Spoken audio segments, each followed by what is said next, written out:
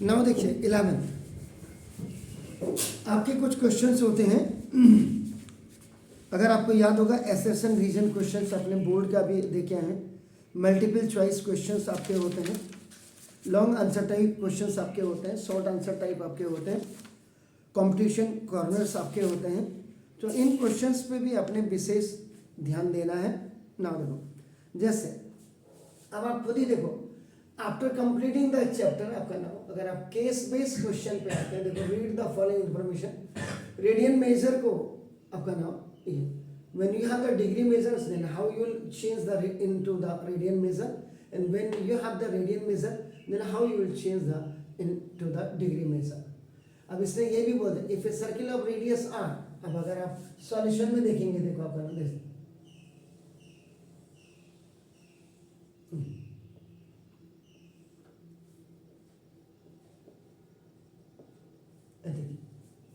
if a circle of radius r, ये हो गया, ये भी आपका this is also the radius A, this is the length of an arc, यहां से यहां तक L, and subtend an angle theta at the centre.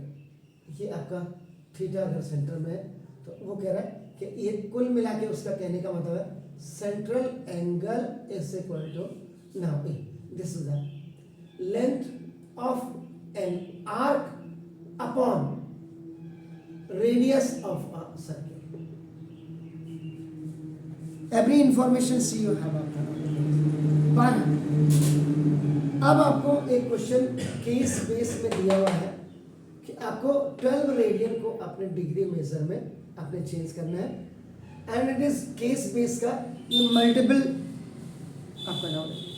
इसका मतलब यहाँ से एक चीज तो क्लियर मुझे जो हो रही है, 22 मिनट 22 सेकेंड या 22 सेकेंड आपका 2 बार दिया है, इसका मतलब इसका आंसर 22 सेकेंड ही आना चाहिए।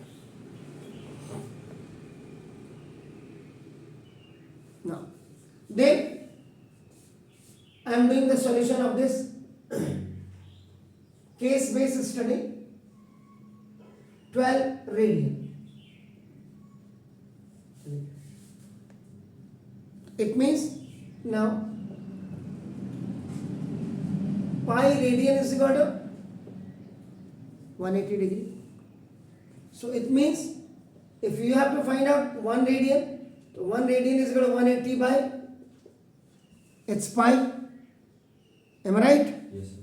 Now, so you have to change this one. So now 12 radian is equal to 180 degree upon pi, or into this will be 12 degree.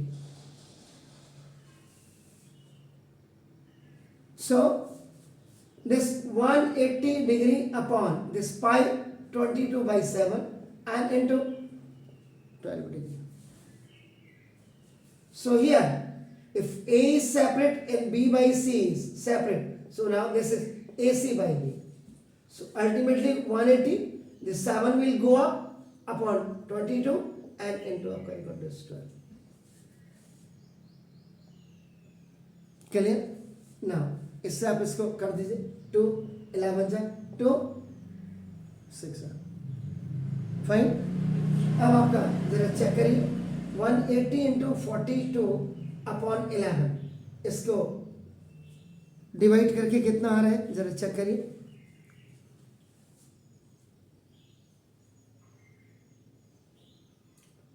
यहीं से कर दो, 18 2 जा और 18 4 जा कर दीजिए, 18 0 जा 0 हो गया, 18 2 जा 36 और 18 4 जा 72 72 70,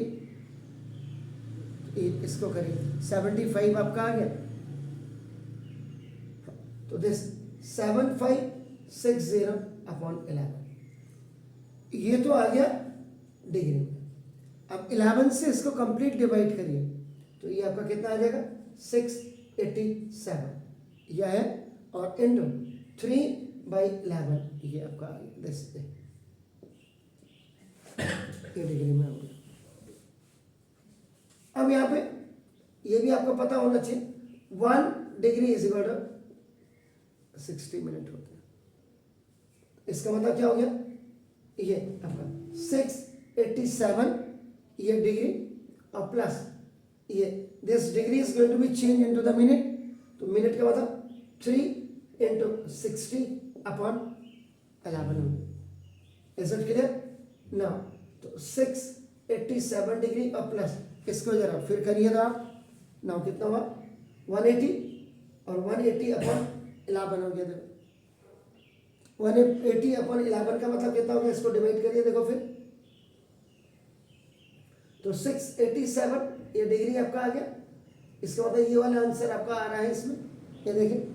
नाउ प्लस 16 टाइम तो ये कंप्लीट जाएगा, तो 11 बन जाए 11 आपका आ रहा है, तो बचा कितना 770, 6 आपका आ रहा है, तो 6 एंड 4/11 एक्चुअल में ये मिनट ऐसे आएगा। देन 687 डिग्री और प्लस 6 मिनट को आप अलग निकाल दीजिए। फिर again 1 minute is equal to आपका 60 सेकेंड होगा। ये आपका हो जाएगा 4 इंटू 60 अपॉन 11 दिस, तो 687 डिग्री 16 मिनट, ये तो आपका हो गया।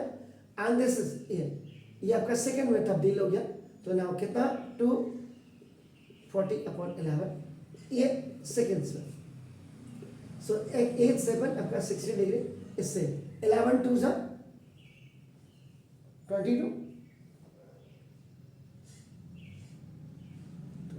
अप्रोक्सीमेट 21 पॉइंट समथिंग आएगा। तो दिस तो now see is the correct option. तो ये केस स्टडी में अगर ऐसा क्वेश्चन आता है तो you can solve it by this one.